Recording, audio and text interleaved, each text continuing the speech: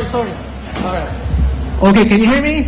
Alright, so magandang gabi po sa inyo lahat and thank you for giving me the privilege to speak here.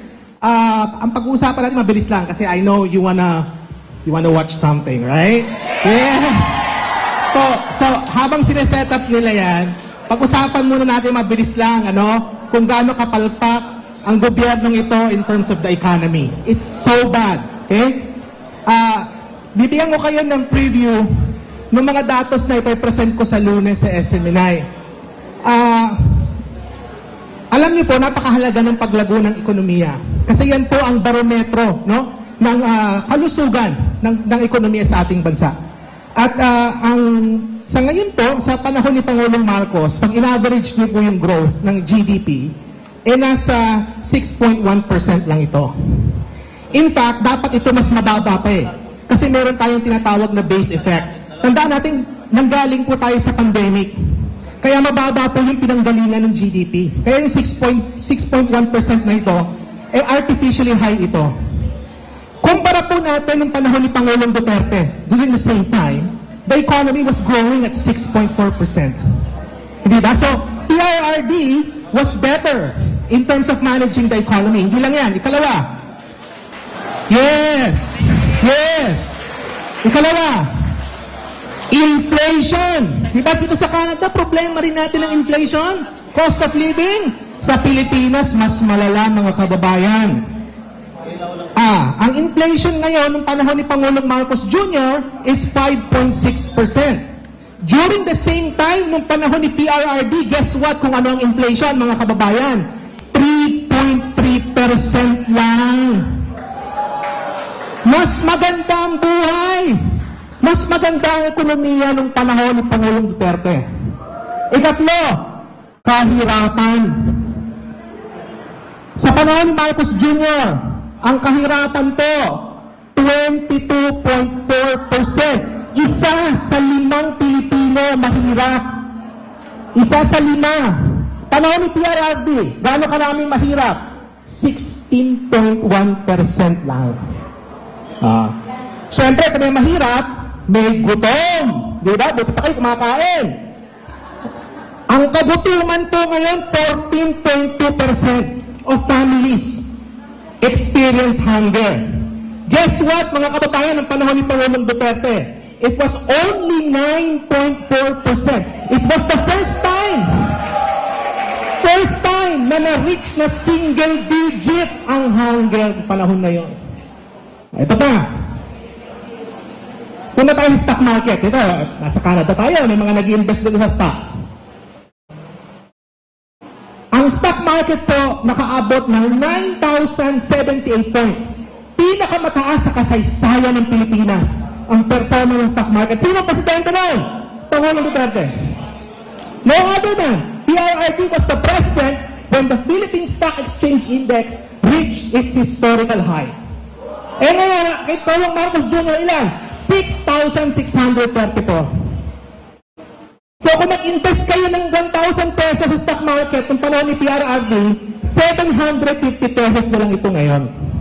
Anong klase ekonomiya yan, mga kababayan? Ito pa, ito. Diba si President Marcos Jr. ang hilig bumiyahe? Hindi ba? So ilang yung parang trip niya, kung tawa ko ito, 27 trips to eh. Ang dami eh. Diba? Okay. Ang nalikom na FDI, foreign direct investment, during the first 24 months was $17 billion. $17 billion.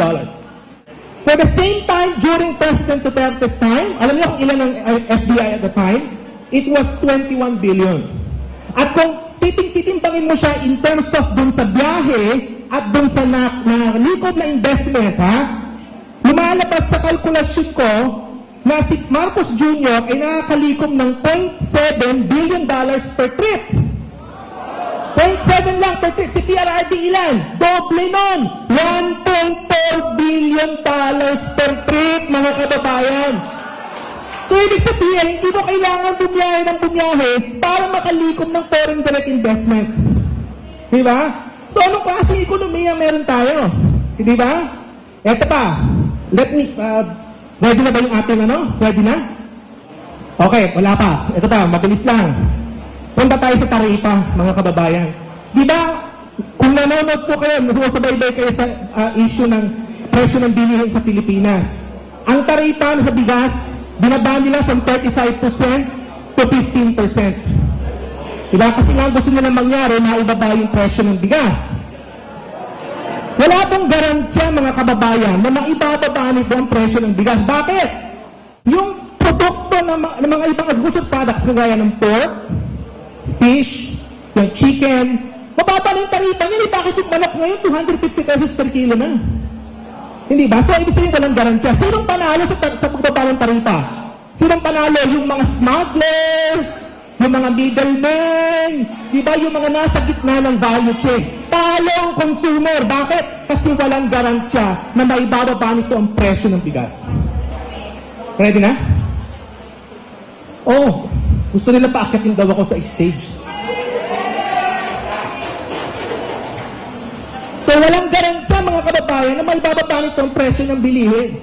At sinong panalo dito? Yung mga smugglers, yung mga traders, yung mga middlemen, mga smugglers. Yung silang panalo dito. Talo taong bayan. Sinong panalo pa dito? Si Marcos Jr. Kasi gusto nila magkaroon ng paggalaw sa presyo. Eh, magkakaroon naman po talaga ng paggalaw yan. Pero, that is not the permanent solution sa kaso ng agrikultura sa Pilipinas. Puro kasi tayo band-aid solution. The permanent solution for agriculture is to actually put in investments, pang-irrigation, suporta sa mga magsasaka, pang-increase sa productivity ng agriculture sector. Gaano karami ang ayuda na pinamigay? 500 billion! Imagine if all of that ayuda was put in our agriculture sector, wala sana tayong problema ngayon in terms of food security. Correct.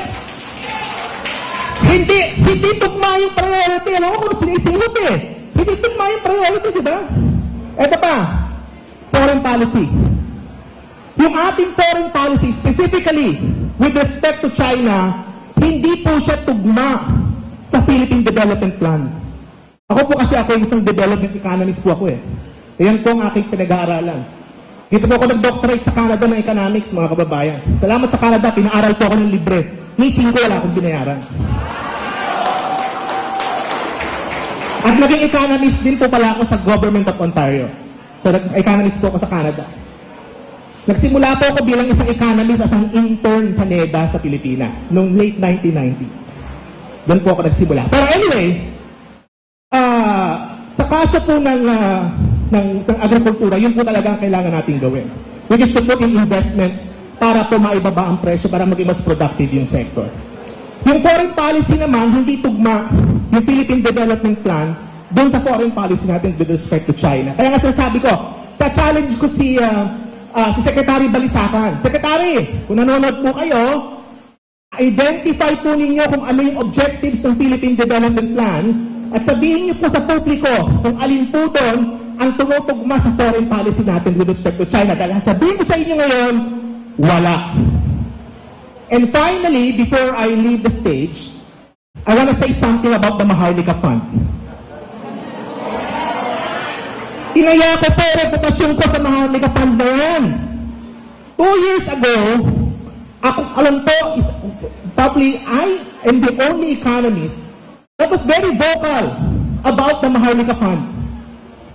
Yung mga kaparo kong ekonomista sa Pilipinas, they were against.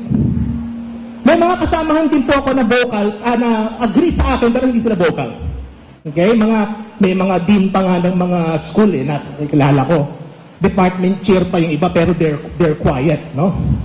But anyway, kung siyang bilis na naipasa ng Kongreso yung Maharlika Investment Fund Act, siya rin namang bagal ng implementation ng Maharlika Fund. Eto, may challenge po ko sa inyo habang kumakain kayo. Ewan ko kung magagawa nyo to. I-google po ninyo ang physical address ng Maharlika Investment Corporation. Google po ninyo, hanapin nyo. Bibigyan ko kayo, may $100 ako dito. Bibigay ako ng $100 sa kung sino ang makakahanap ng physical address ng Maharlika Investment Corporation. Dahil for the longest time, wala po akong nahanap. Wala! So, 1 year na naipasa yung batas, walang physical address, and yung website nila, wala silang sariling website. It was linked to Department of Finance. Wala silang website na nasarili. And partida, kumuha na sila ng pera sa Land Bank at sa DBP. They have the money already. How come nasa ng physical address ng fund? So the other day, merong persona, nanood ako ng in-interview si CEO Consing. Inaantay ko si RJ Nieto na tanungin kay Consing kung nasaan ang address ng Maharlika Fund. Hindi tinanong. Inaantay ko Sayang yung 40 minutes ng buhay ko, pinanood ko yung interview na yun.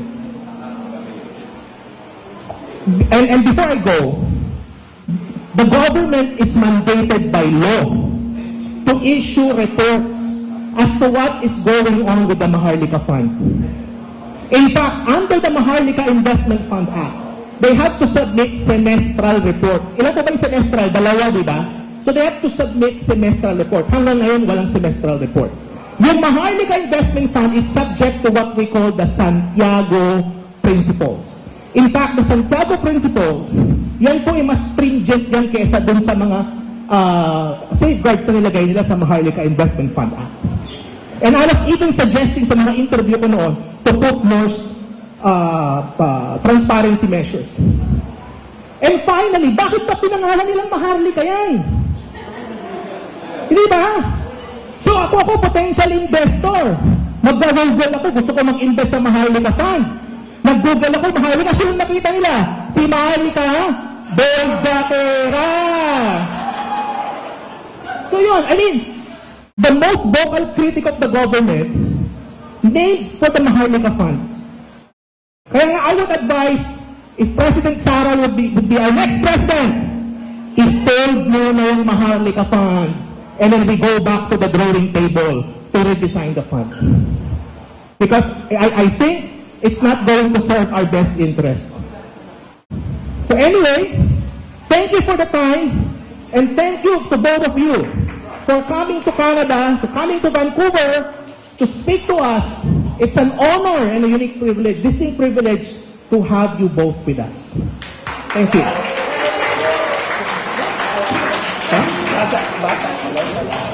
Because I'm old. Maybe t-shirt and